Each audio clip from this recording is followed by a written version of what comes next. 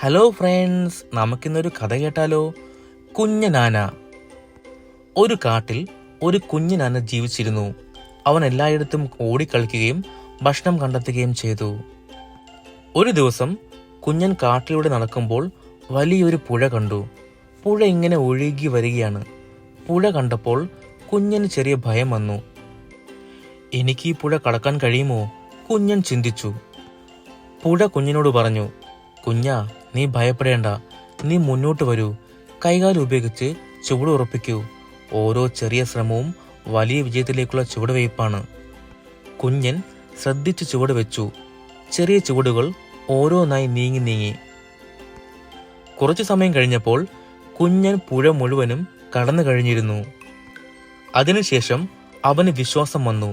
ഞാൻ ചെറുതാണ്, പക്ഷേ ശ്രമവും ധൈര്യവും ഉണ്ടെങ്കിൽ വലിയ പ്രശ്നങ്ങളും തരണം ചെയ്യാൻ എനിക്ക് കഴിയും. പുഴ പുഞ്ചിരിച്ചുകൊണ്ട് പറഞ്ഞു, സത്യം പറഞ്ഞാൽ വലിപ്പമല്ല, പ്രതിജ്ഞയും ശ്രമവും ധൈര്യവുമാണ് വളർച്ചയുടെ യഥാർത്ഥ ഘടകം. പ്രിയ കൂട്ടുകാരെ, ഈ കഥയുടെ സന്ദേശം എന്ന് പറയുന്നത് വലിയ കാര്യങ്ങൾ ഭയപ്പെടുത്തുമ്പോൾ ചെറിയ പരിശ്രമങ്ങളും ധൈര്യവും കൊണ്ട് അതിനെ മറികടക്കാൻ നമുക്ക് കഴിയും.